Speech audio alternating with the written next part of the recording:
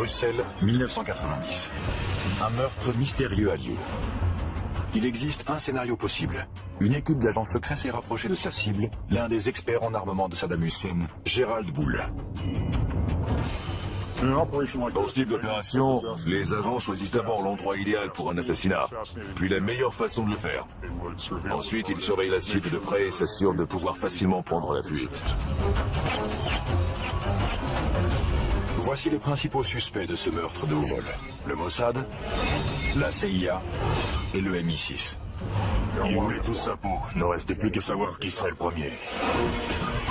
Aujourd'hui, et pour la première fois, d'anciens agents du Mossad et de la CIA examinent la tactique et la technologie utilisée au cours de cet assassinat. C'est une technique d'assassinat rapide et sans douleur.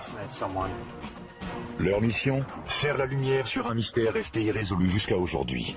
Qui a tué Gerald Bull?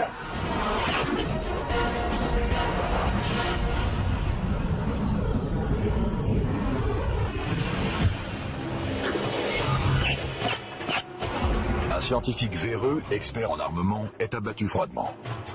Les assassins disparaissent sans laisser de traces. Qui est derrière ce meurtre et quel est le mobile? Encore aujourd'hui, nous avons davantage de questions que de réponses quant au meurtre de Gerald Bull. 20 ans après les faits, une équipe d'ex-agents secrets israéliens et américains sort de l'ombre pour analyser ce crime et nous révéler un univers inconnu. Il y a une excellente scène du film La mémoire dans la peau, où le supérieur de Jason Bourne lui dit qu'il n'est pas simplement payé pour assassiner des gens, mais pour les assassiner et faire croire que quelqu'un d'autre est responsable. Ça fait partie du métier. C'est un univers de surveillance, de trahison et d'habileté technologique. Les missions sont organisées pendant plusieurs années et leur succès repose sur l'entraînement et l'instinct d'un agent sans visage et sans identité, l'agent secret. J'ai passé 13 ans au sein du Mossad. Pendant les 7 premières années, j'étais un combattant, c'est-à-dire un agent clandestin. Les actions d'un bon espion peuvent réellement changer le cours de l'histoire. L'espionnage est la deuxième profession la plus ancienne du monde et l'une des plus dangereuses. J'ai été un agent traitant de la CIA pendant de nombreuses années, travaillant en clandestin. Il n'existe pas d'immunité diplomatique pour ce genre de mission. C'est un peu comme un soldat qui se fait arrêter alors qu'il ne porte pas d'uniforme. La punition est bien plus sévère. Il existe une trace de ces dangers. 102 étoiles gravées sur le mur commémoratif du siège de la CIA à Langley. Chacune d'entre elles représente un agent qui a sacrifié sa vie.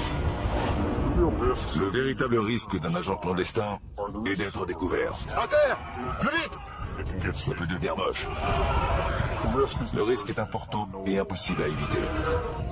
Les espions risquent leur vie chaque fois qu'ils entrent en territoire ennemi. Mais il existe une mission en particulier qui est bien plus dangereuse que les autres. Il s'agit de l'opération clandestine et mortelle appelée liquidation. Les opérations clandestines de liquidation sont très rares. Au cours d'une de ces opérations, dont la cible était un leader terroriste, j'ai été chargé de poser un engin explosif sur le ferry dans lequel il voyageait. Je ne sais pas comment l'opération s'est terminée, on m'a juste dit qu'elle avait réussi, et c'est tout ce que j'avais besoin de savoir.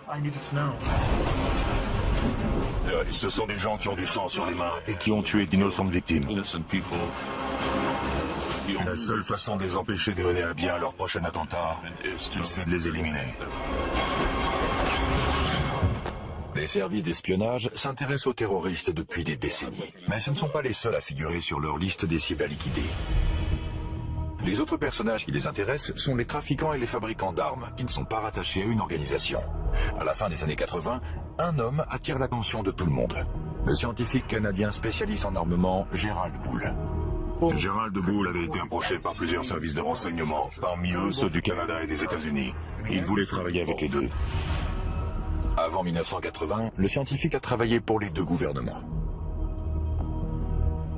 Il rêve de créer un super canon capable de lancer un satellite en orbite. Son travail était dédié à l'amélioration des canons pour pouvoir tirer à très grande distance. Mais d'anciens agents affirment que ce génie de la science possédait un côté plus sombre. Les scientifiques qui inventent des armes sont en premier lieu fidèles à la science. Ils ne se considèrent pas comme des fabricants d'armes capables de massacrer des millions de personnes. C'est comme l'homme qui organisait les horaires des trains à destination des camps de concentration. Il pensait n'être qu'un employé des chemins de fer. Il ne se considérait pas comme un meurtrier de masse. Il est intéressant de savoir que Gerald Bull était l'une des 3 seules personnes de toute l'histoire des États-Unis à avoir obtenu la nationalité américaine grâce à une loi du Congrès. C'est assez ironique, puisqu'en réalité, Gerald Bull se moquait parfaitement d'avoir ou non la nationalité américaine. Il ne s'intéressait qu'à sa technologie et à ceux à qui il pouvait la vendre. Peu lui importait le passeport qu'il avait en poche. Il avait de nombreux ennemis car il travaillait pour plusieurs États voyous. Il était impliqué dans diverses transactions avec de l'argent sale et il se mettait donc en danger sur 2 fronts différents. En 1980, Gerald Bull enfreint les lois américaines sur l'armement et il est accusé de trafic d'armes avec l'Afrique du Sud. Il est condamné à 6 mois d'emprisonnement dans une prison fédérale. Gerald Bull était à 2 doigts de mettre au point un système balistique qui aurait pu nous protéger de tous nos ennemis pendant très longtemps. Je ne sais pas ce qui s'est passé quand il a rompu avec la CIA, mais à l'époque, c'était une star. Quand Bull ressort de prison, il n'a plus de patrie. Il projette de construire son super canon et de le vendre au plus offrant. Il a de nombreux clients potentiels. La Chine, l'Iran et un peu plus tard, l'Irak. Le gouvernement irakien a adoré son idée et s'est mis à la financer. L'Irak fait venir Gerald Bull à Bagdad, où il commence à travailler sur une arme secrète surpuissante dont le nom de code est Projet Babylone. Le projet Babylone était un canon gigantesque et très puissant, capable de lancer un obus de la taille d'une voiture à une distance d'environ 1000 km. Si le rêve de Gerald Bull devient réalité, Saddam Hussein gagnera une arme capable de semer le chaos au Moyen-Orient. Bien évidemment, un tel projet ne passe pas inaperçu des services secrets du monde entier.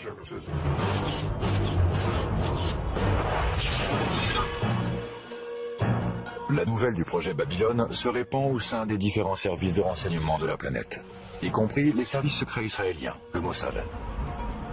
L'Irak avait déjà menacé plusieurs fois d'entrer en guerre contre Israël. Le Mossad dédiait par conséquent énormément de temps et d'argent au recrutement d'officiers supérieurs de l'armée, de scientifiques et de membres du parti Baas. Il envoyait également des agents sur place pour obtenir des informations pratiques. Si le Mossad prend quelqu'un pour cible, ce n'est qu'une question de temps avant que cette personne soit amenée devant la justice.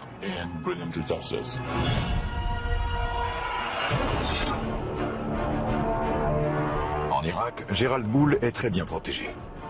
Chaque jour, l'étape finale de la construction de son super canon se rapproche.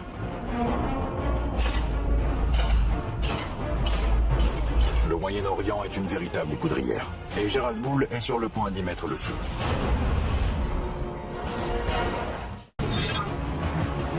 Irak, 1989.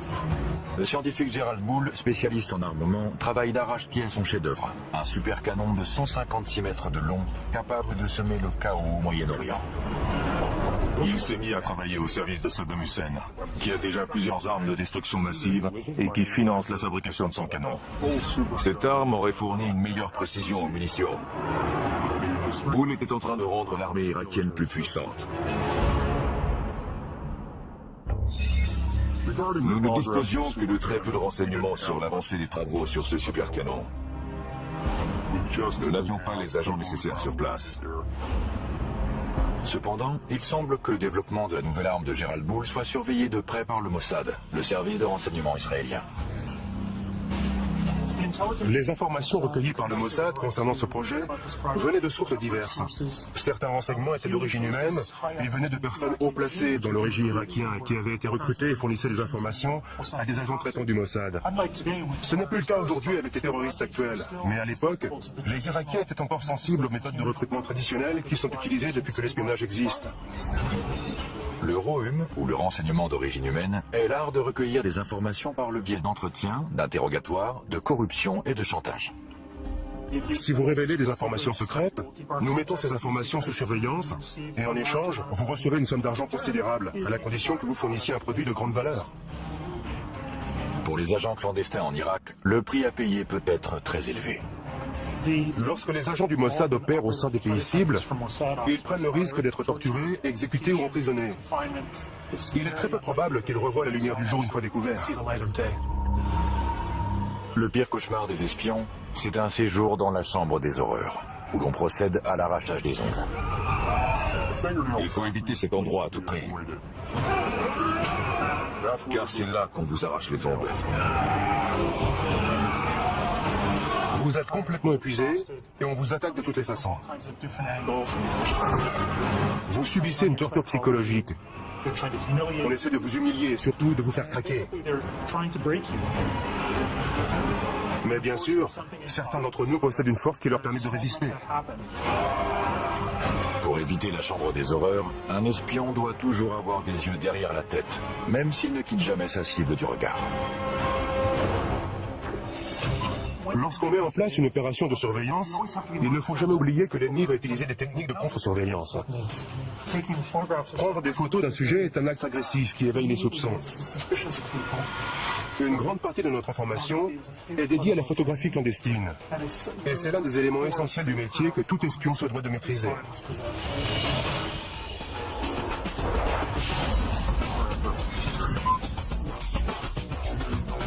Michael Ross et Ishmael Jones, anciens agents des services secrets, nous présentent la technologie qui sert à la surveillance photographique. Ceci est un étui à lunettes. C'est un appareil photographique très ingénieux. Il y a un trou, et lorsqu'on l'ouvre, on découvre un appareil photo à l'intérieur qu'on peut relever. On peut le poser sur une table, prendre quelques photos, sortir ses lunettes, et les nettoyer, puis les ranger et refermer l'étui. Mais en réalité, c'est un équipement d'espion. Si quelqu'un ouvre cet étui, il comprend tout de suite que son propriétaire est dans l'espionnage. Mais moi, ce que j'utiliserais, c'est quelque chose de plus grand et de plus simple, un objet commun. C'est un appareil photo comme les touristes en utilisent partout dans le monde. Je le mets dans un sac. Il y a un filet à mailles. Cela me permet de me rapprocher de la cible et de prendre des photos. J'utilise également une télécommande pour ne pas avoir besoin de toucher l'appareil. Je n'ai qu'à viser et appuyer. La surveillance d'un site à haute sécurité, comme celui de la fabrication d'armes du projet Babylone, est très risquée. La capture des agents aboutit à leur torture, ou pire encore.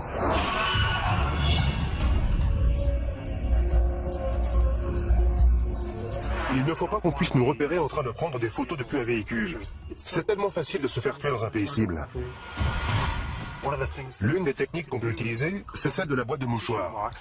On laisse quelques mouchoirs à l'intérieur et on y place l'appareil photo. Puis on l'installe sur le tableau de bord comme ça. Je choisis la position idéale pour pouvoir prendre des photos des cibles que je veux immortaliser. Et voilà, je suis juste assis dans ma camionnette, les mains sur le volant. Je n'utilise même pas l'appareil. Jabal Amrin en Irak, 1989. Gerald Bull teste une version réduite de son supercanon, le Mini Babylone. Il travaille également à l'amélioration du système balistique des missiles Scud de Saddam Hussein. Ces avancées pourraient avoir de terribles conséquences. Sa mission consistait à fabriquer des obus et des bombes qui transporteraient des armes chimiques et biologiques. Leurs effets auraient été catastrophiques. Pendant ce temps-là, le canon Babylone de 156 mètres de long en est encore au stade du balbutiement. Le nom de code du projet est PC2, pour complexe chimique numéro 2. Des tuyaux en acier parviennent d'Europe en Irak pour un soi-disant projet pétrochimique. Mais ils serviront à construire le canon du véritable Babylone. Au cas où Israël considérait ce super canon comme une menace potentielle, l'une des solutions consisterait à bombarder le site. Mais la géopolitique de la région rend cette option extrêmement risquée. Envoyer l'armée de l'air israélienne dans l'espace aérien des pays voisins qui faciliterait un bombardement est très difficile et très compliqué. Ce n'est pas une action qu'Israël peut mener sur un coup de tête. Habile, impitoyable et mortel. La réputation d'assassin de personnages importants du Mossad est légendaire. C'est une guerre dans l'ombre, et parfois, en temps de guerre, il faut faire preuve de violence pour pouvoir détruire l'ennemi. Le Mossad encourage cette réputation, car il pense qu'elle effraie ses ennemis et qu'ils hésiteront donc à attaquer. Gerald Bull et son canon surpuissant, financé par Saddam Hussein, représentent une menace potentielle aux yeux d'Israël. Le projet attire maintenant l'attention des services secrets du monde entier.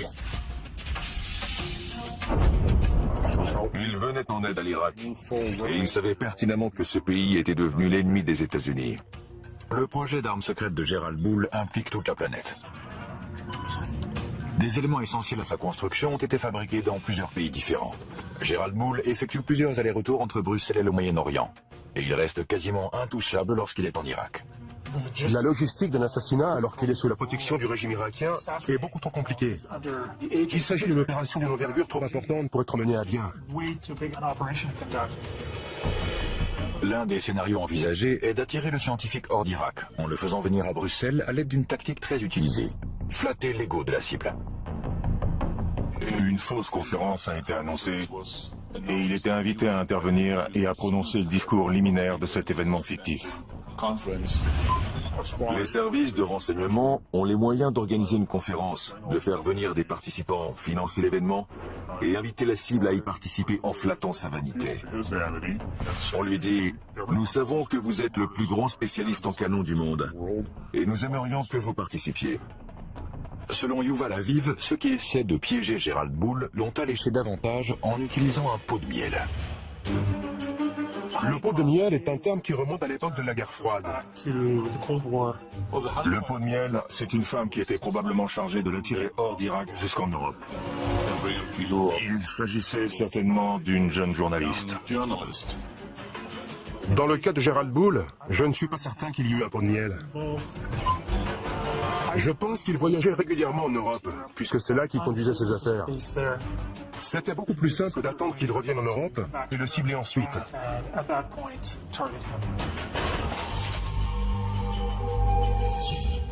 Que ce soit pour assister à une conférence fictive, pour retrouver une femme séduisante ou tout simplement pour gérer ses affaires, Gerald Bull rentre chez lui à Bruxelles. Selon certaines sources belges, il n'est pas seul. Un ou plusieurs services de renseignement maintiennent une surveillance constante. L'équipe de surveillance doit être dynamique et souple pour pouvoir suivre la cible dans n'importe quelle situation. Le plus important, c'est d'être capable de découvrir où le sujet habite, quelles sont ses habitudes et quels endroits il fréquente. En 1990, la technologie n'était pas aussi développée qu'aujourd'hui. Il y avait certainement des agents qui le surveillaient directement en le suivant et en essayant de maintenir autant de distance possible entre eux pour éviter d'être repérés. Si un agent est découvert pendant une opération de surveillance, c'est toute la mission qui est compromise. Maintenir une bonne couverture, c'est la seule protection efficace pour les agents qui opèrent au sein de pays ennemis. Ce ne sont ni les armes, ni la maîtrise des arts martiaux qui vous protègent dans cette situation, mais bel et bien votre couverture. La couverture des agents à Bruxelles devient capitale.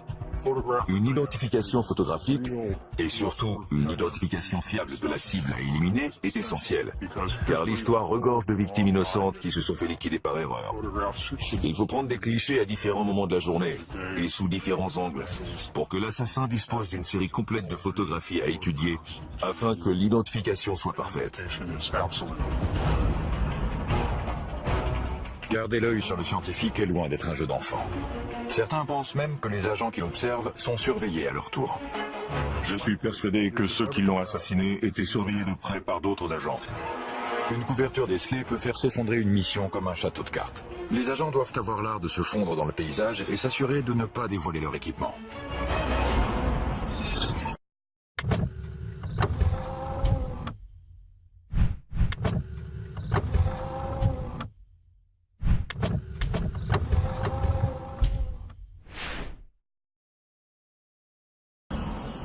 Celui-ci peut se transformer en...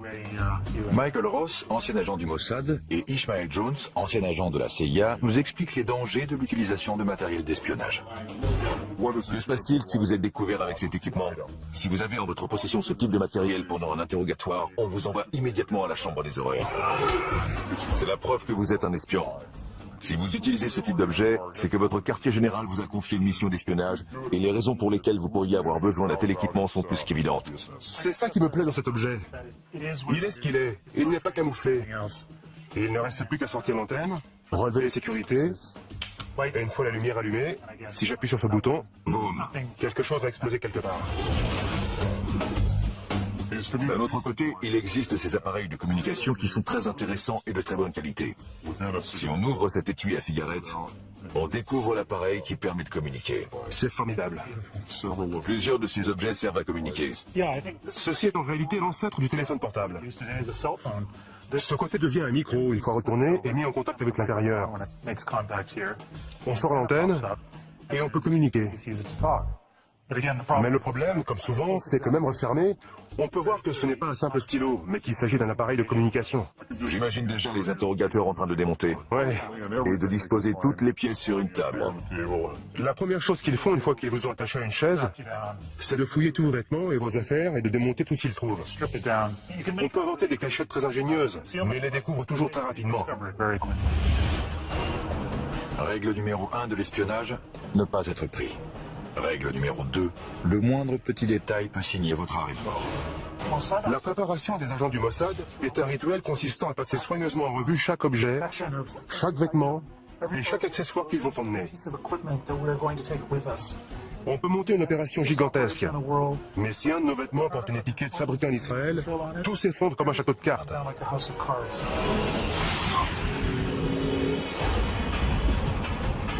C'est l'hiver en cette année 1989 à Bruxelles. Cachée quelque part dans la ville, une équipe d'agents secrets met probablement au point un plan pour éliminer leur cible. L'étau se resserre autour de Gérald Bull. Mars 1990. Gérald Bull est de retour à Bruxelles. Il est probablement suivi. Pourquoi ? À cause du programme de développement de missiles de Saddam Hussein et d'un super canon top secret dont le nom de code est Projet Babylone. Il s'agit d'une arme dont la portée devrait atteindre 1000 km. Le rayon qu'il traçait depuis Bagdad couvrait la totalité du Moyen-Orient. C'était l'arme et l'engin balistique les plus incroyables qui aient jamais existé. À quelques mois de l'invasion du Koweït, la machine de guerre irakienne se met en marche. La version miniature du super canon de Gérald Bull, le mini Babylone, a déjà été testée. À ce moment-là, tous les services de renseignement du monde sont au courant de ce qui se passe et le surveillent de très près. L'un des partis qui souhaite ardemment qu'Hussein n'ait jamais ce canon sont les Iraniens. En plus des Iraniens, le Mossad est de la partie. La CIA également, puisqu'elle sait exactement de quoi Gérald Bull est capable. Il a travaillé pour eux auparavant. Une série d'avertissements tente de convaincre le scientifique de cesser immédiatement son travail sur le projet Babylone. Gérald Bull pense que des cambrioleurs se sont introduits plusieurs fois chez lui. Ces cambriolages envoient un message très clair. Laissez tomber le projet Babylone, sinon... Un autre scénario possible est une tentative audacieuse de la part des agents secrets pour garder un œil sur les communications de Gérald Bull, en utilisant le ROM, ou renseignement d'origine électromagnétique. Il s'agit de l'interception de tout type de communication utilisant les ondes. Les conversations téléphoniques, les fax ou les téléx. En résumé, tout ce qui peut être envoyé électroniquement est la cible du ROM. La CIA utilise depuis très longtemps ce type d'opération technique, qui consiste à installer des micros, des dispositifs d'écoute et de surveillance d'appels téléphoniques. Donc, elle est toute désignée pour mener ce genre d'opération de surveillance, et particulièrement la surveillance électronique de la cible.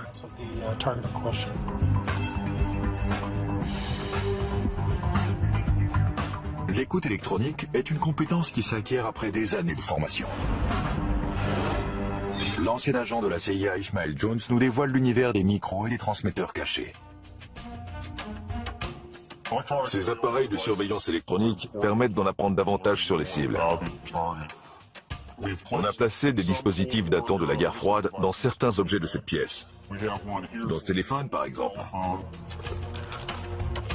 Voici l'appareil d'écoute. Il n'espionne pas la ligne téléphonique, mais écoute les bruits de la pièce en général, et bien entendu les conversations téléphoniques également. Voici un autre installé sous le siège d'une chaise de bureau standard. Cette partie doit ensuite être recouverte de bois ou de tissu pour ne plus être visible. Pour dissimuler un dispositif dans un livre, il faut l'installer dans le dos. C'est d'ailleurs un appareil de la CIA.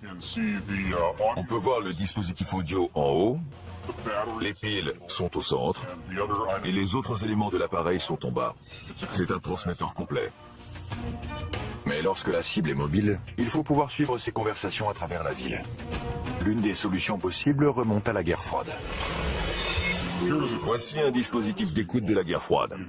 L'avancée de cette technologie, c'est que les conversations de la cible peuvent être entendues, peu importe où elles se trouvent, tant qu'elle porte ce manteau.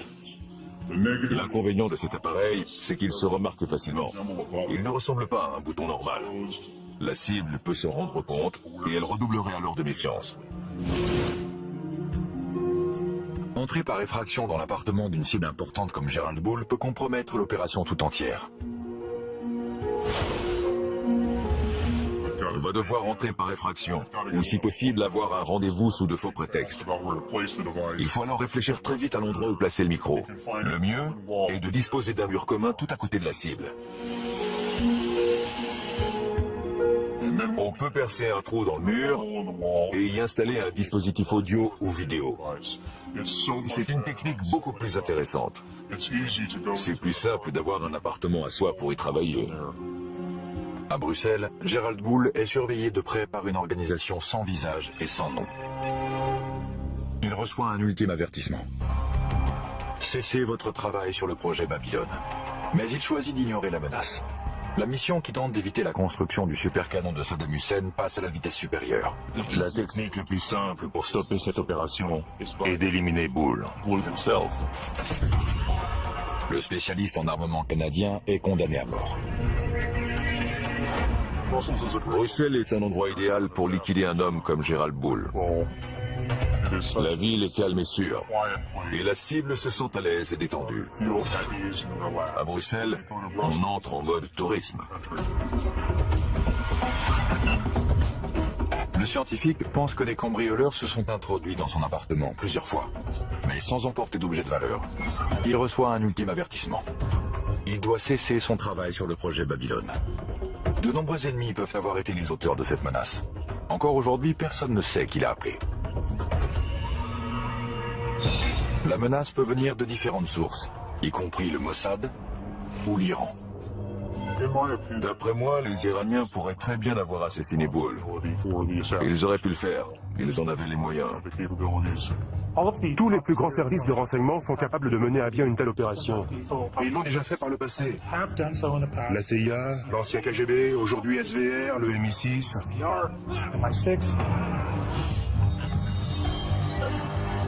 Qui était capable d'assassiner Gerald Bull? Tout d'abord le Mossad, puis le MI6. Les services secrets britanniques, le MI6, auraient utilisé des membres des forces spéciales, le SAS, pour retrouver des agents d'Al-Qaïda. Leur devise est « Qui ose gagne ». Ils sont très efficaces et professionnels. Ils utilisent certaines des techniques et certains équipements que les Israéliens et le KGB emploient. Ils font sans aucun doute partie des meilleurs. Le Mossad possède sa propre branche de liquidation, le Kidon. Le mot qui donne peut signifier, selon le contexte, javelot ou baïonnette. C'est une sous-division du Mossad chargée de la surveillance de cibles terroristes et d'opérations clandestines d'assassinat. Si ça s'avère nécessaire. Si le Kidon est après vous, ils vont vous avoir. Il n'y a aucun endroit sur Terre où leur échapper.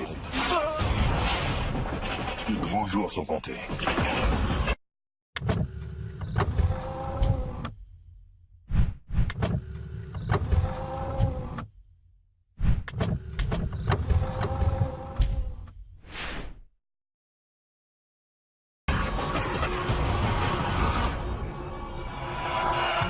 Bruxelles, mars 1990.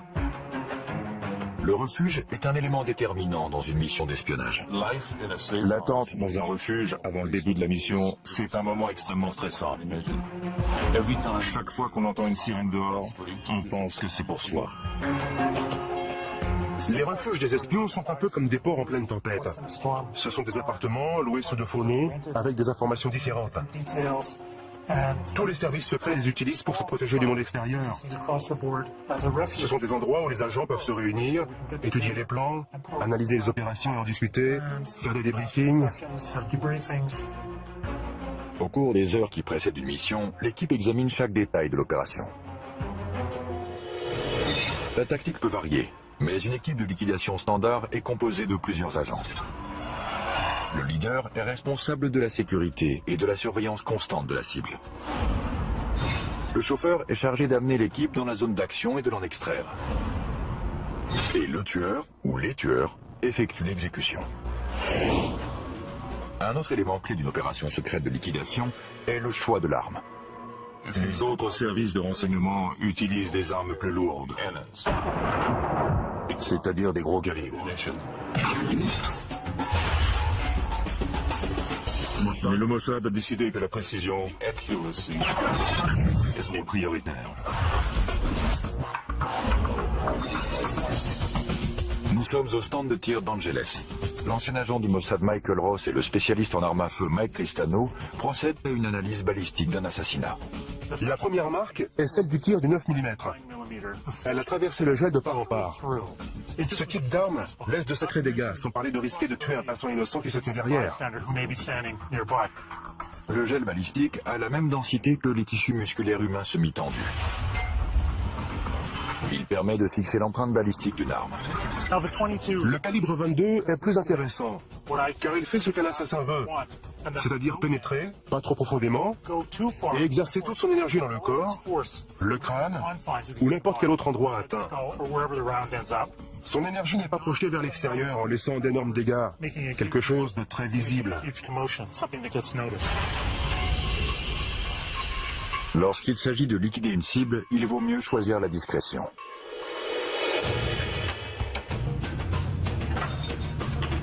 Un autre problème que peut rencontrer une équipe d'agents opérant à l'étranger est le transport d'armes vers un autre pays. En Europe, on peut facilement se procurer une arme sportive, même si la loi sur la possession d'armes est très stricte. On retire le canon, il faut ensuite le scier à cet endroit et le remplacer par la suite, car sur ce type d'arme, la chambre est située dans cette partie du canon. On retire aussi le magasin et on obtient une arme qui se rapproche d'un pistolet. Une fois les pièces les plus petites et les plus discrètes assemblées à nouveau, on obtient une arme de petite taille, idéale pour une exécution et similaire à celle que le Mossad utilise. Le résultat est un semi-automatique de calibre 22 à 7 coups et sur lequel on peut visser un silencieux. D'autres agents suggèrent que la valise diplomatique est un autre moyen efficace d'introduire clandestinement une arme dans un autre pays.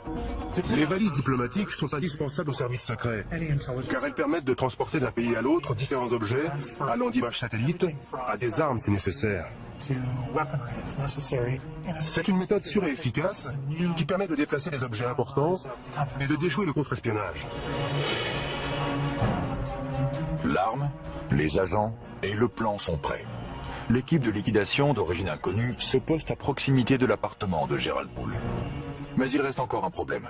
Les autres services de renseignement qui pourraient surveiller la cible doivent être éloignés, mais sans recourir à la violence. On n'a pas un permis de tuer, comme James Bond, qui autorise à décider soi-même qui on peut liquider. On est uniquement autorisé à éliminer la cible identifiée au cours de la mission. Impossible d'ajouter quelqu'un d'autre à la liste. On ne peut pas tuer n'importe qui. Hors de question.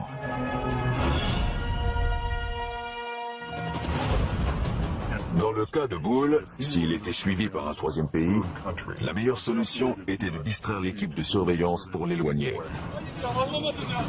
Au cours d'une opération clandestine de liquidation, l'équipe peut utiliser un appât pour créer une distraction.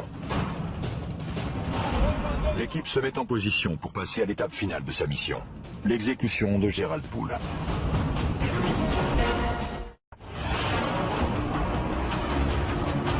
À la veille de la guerre du Golfe, Saddam Hussein a rassemblé un arsenal d'armes de longue portée. Le scientifique expert en armement Gerald Poole est l'un des fers de lance de cette initiative. L'étau se resserre, alors qu'un service de renseignement dont l'identité demeure inconnue le prend pour cible. Il compte l'éliminer avant que son arme détruise l'équilibre précaire du Moyen-Orient. Bruxelles, 22 mars 1990. Une équipe d'agents secrets est en position aux abords de l'appartement de Gerald Bull. Toute la mission et ses mois de préparation dépendent de ce moment précis. S'il s'agissait d'une opération du Mossad, alors les agents devaient être à leur poste pour communiquer les informations et les mouvements de la cible. Si on suit ce scénario, c'est ensuite au tueur désigné, une fois l'identité de la cible confirmée, d'entrer en action. Le tueur doit rester concentré sur la cible et son second se charge de sa sécurité et d'empêcher toute intervention extérieure. Le leader de l'équipe déployée est responsable de leur sécurité lors de l'extraction.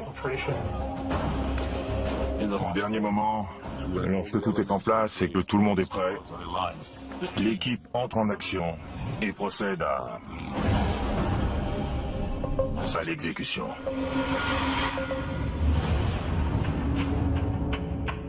Le niveau de stress est élevé, bien évidemment. On entend le bruit d'une clé qu'on glisse dans la serrure, puis la porte qui s'ouvre, et on prie pour que ce soit notre cible et non quelqu'un d'autre. Puis la cible se trouve juste devant nous, et c'est là qu'il faut vous en occuper.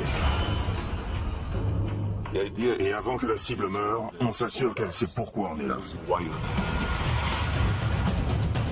On lui pose la question, vous savez pourquoi je suis là? Et on peut voir sa peur sur son visage, car elle sait pourquoi on est là.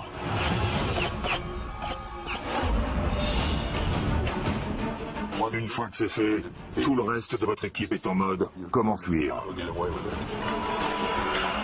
Comment sortir de toute cette zone sans être vu et disparaître.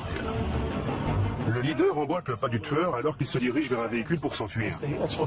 Il s'éloigne en prenant deux virages à 90 degrés pour que personne ne puisse voir dans quelle direction il se dirige.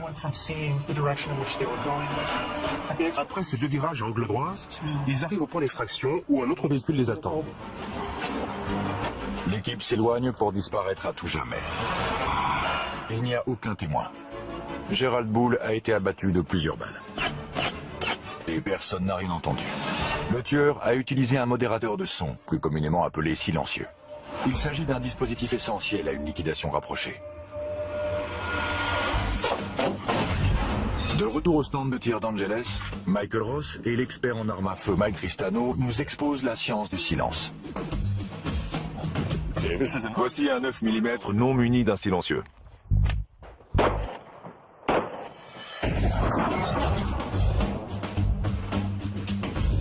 On ne peut pas dire que ce soit une arme silencieuse. Non, absolument pas.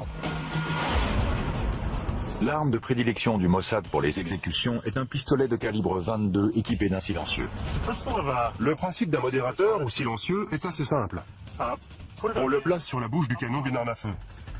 Le mécanisme interne est une série de rondelles qui piègent les gaz libérés lors d'un tir.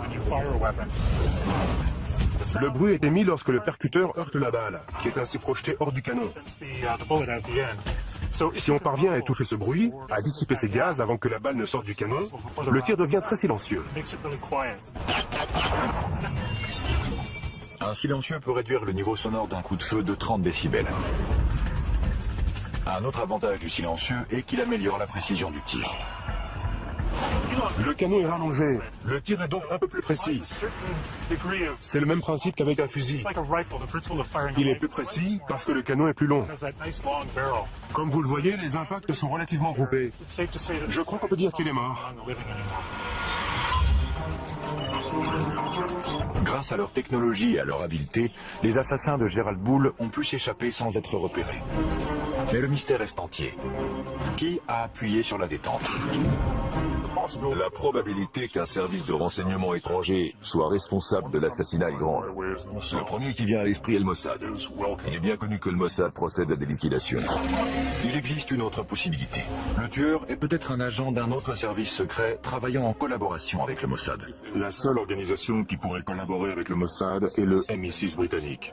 Le Mossad n'a jamais collaboré avec d'autres services par peur que l'autre organisation ne soit pas à la hauteur, qu'il y ait trop de paperasserie et que toute la mission soit ralentie. Mais ils ont collaboré à de nombreuses reprises avec le MI6. Oui, avec succès. De nombreux spécialistes sont persuadés que les responsables sont des agents du Mossad. Mais le résultat des analyses balistiques ne correspond pas à leur mode opératoire. Un pistolet calibre 22 avec silencieux. L'élément intéressant dans cette affaire est que Gerald Bull a été assassiné avec une arme de gros calibre. La scène a donc dû être très sanglante et je pense que cela indique que le tueur n'était pas un professionnel. Mais il existe bien entendu la possibilité que les tueurs aient choisi de faire croire que quelqu'un d'autre, nettement moins professionnel, était responsable du meurtre. Un troisième scénario pointe du doigt une autre organisation qui aurait été postée devant l'appartement de Gerald Bull avant l'assassinat. Les Iraniens. Les Iraniens figurent en bonne place sur la liste des suspects potentiels, au vu du simple fait que toute arme développée par l'Irak pourrait être utilisée contre eux. L'Iran a des agents, mais ceux-ci ne maîtrisent pas la sophistication déployée dans cette liquidation. La CIA est un autre suspect potentiel de l'assassinat de Gerald Bull. Gerald Bull constituait une menace suprême. Et je pense que l'agence aurait fait appel à un allié qui utilisait des méthodes de liquidation. Je ne pense pas que la CIA puisse être impliquée dans un assassinat. Mais il est possible que l'un de ses responsables ait mentionné que Gerald Bull était un problème et qu'il faudrait qu'il soit éliminé. Parfois, ce qui favorise l'action est de se taire alors qu'on sait ce qui se passe. L'univers de l'espionnage est souvent comparé à un palais des glaces. La réalité n'est jamais vraiment ce qu'elle semble être. Le mystère qui entoure la mort de Gerald Bull reste entier. L'identité de l'assassin reste inconnue. Est-ce que certains services de renseignement étaient au courant de l'exécution? Et si oui, combien? Une seule chose reste certaine. Quelqu'un a violemment mis un terme à la vie de ce brillant scientifique. L'enquête sur la mort de Gerald Bull n'a pas été très approfondie. Il semble y avoir davantage de pays satisfaits par sa disparition que de nations qui s'inquiètent du fait qu'il ait été assassiné à Bruxelles. L'exécution de Gerald Bull a été un grand succès, car lorsqu'il est mort, le projet du canon est mort avec lui.